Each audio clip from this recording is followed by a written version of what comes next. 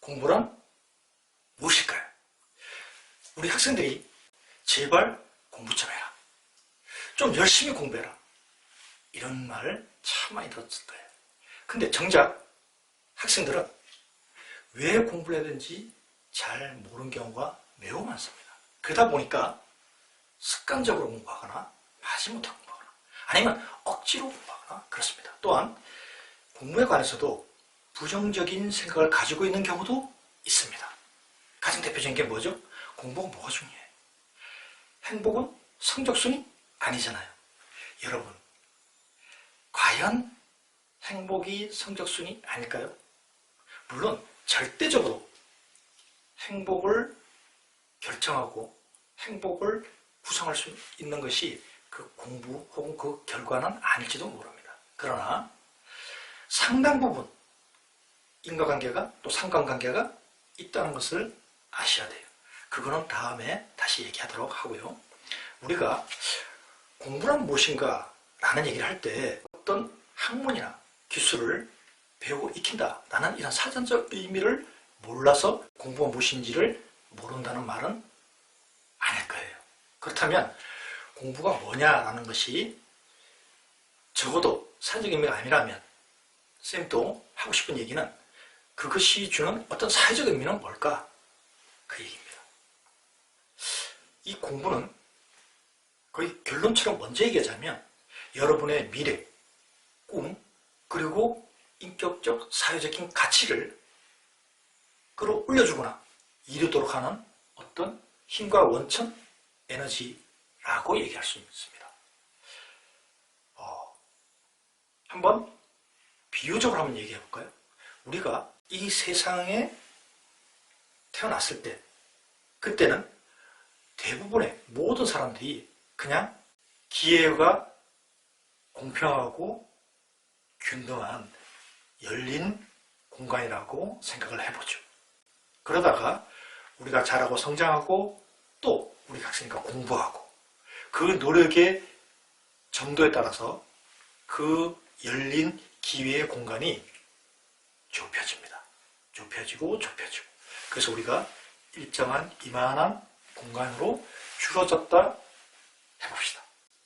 그것을 문이라고 한다면 그 문은 기능이 공간과 공간을 정상적으로 이동할 수 있는 통로라고 할 수 있겠죠. 그런데 그 문이라는 공간이 더 좁아져서 이만한 공간, 우리가 그것을 창이라고 하겠습니다. 그 창은 기능이 우리가 외부와의 어떤 소통의 공간이겠죠. 바깥을 쳐다보고 밖에서도 안을 쳐다볼 수 있고 또 정상적인 경우는 아니겠지만 굳이 넘어가기로 한다면 넘어갈 수 있는 그런 공간이 되겠습니다. 근데 그 창이 더 좁아져서 점점 좁아져서 이러한 크기가 된다면 우리는 이것을 구멍이라고 말할 수 있어요. 이 구멍은 외부를 살펴볼 수 있어요. 엿볼 수는 있어요. 그것도 제한된 범위만 살펴볼 수 있겠죠. 그러다가 그 구멍이 더 좁혀져서 꽉 막히면 이 상태를 우리는 벽이라고 할 수 있습니다. 이 벽은 그야말로 장애물이라고도 같은 거죠. 우리가 학생들을 오랫동안 만나보고 공부하고 상담을 해오면서 간혹 벽과 같은 상태의 학생 그리고 그 부모님들을 만나서 상담하는 경우가 간혹 있습니다. 그 학생들이 어떤 연유에서 이제 공부하기로 마음을 먹고 한번 해보겠다. 그런데 그 어떤 길로 가야 되는지도 모르고 그 방법이 어떤지도 모르는 상태가 됩니다. 참 안타까운 상황입니다. 불가능하지는 않지만 매우 어려운 과정을 진행해야 된다는 겁니다. 자, 이렇게 우리가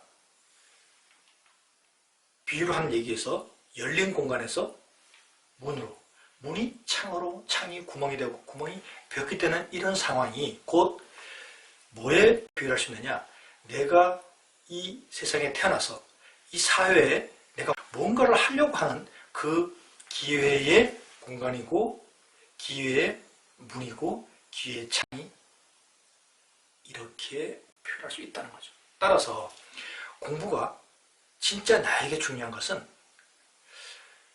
내가 세상을 살아가면서 내가 무엇인가 되고 싶다든가 내가 무엇인가를 하고 하면서 살고 싶다 라고 할 때 그 뭔가를 이루게 하기 위한 원천, 힘이라는 겁니다. 에너지라는 겁니다. 많은 학생들은 상담을 해보면 나는 뭐가 되고 싶은 게 아직은 못 정했어요. 모르겠어요. 생각 안 해봤어요.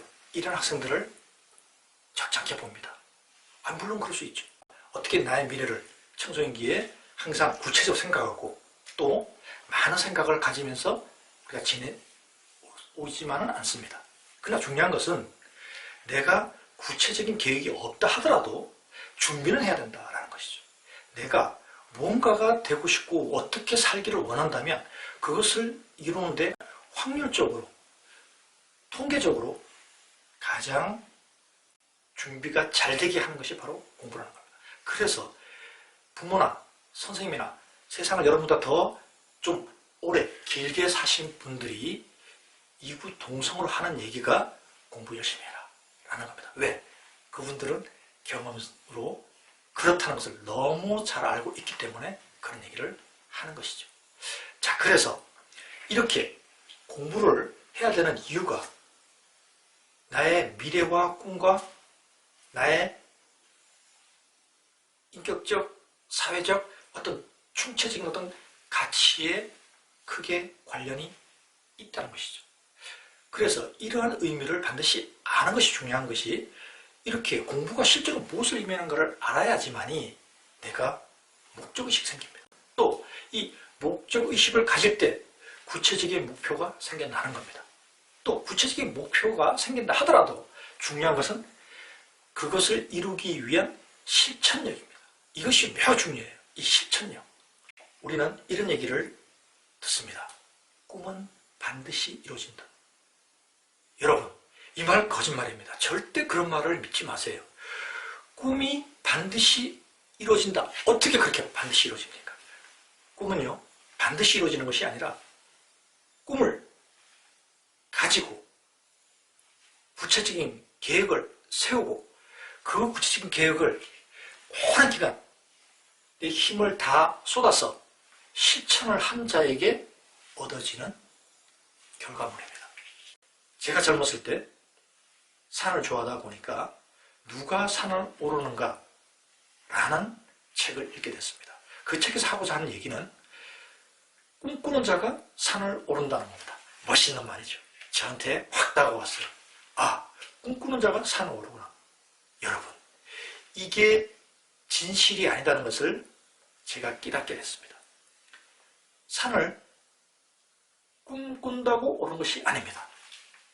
산을 꿈꾸는 자는 꿈꾸지 않는 자보다는 산에 오를 가능성이 더 높겠죠. 그러나 꿈꾼다고 오르지 못합니다. 제가 젊었을 때부터 히말라야 산악 트레킹을 하고 싶었어요. 그런데 지금까지 못 걷습니다. 왜 그럴까요?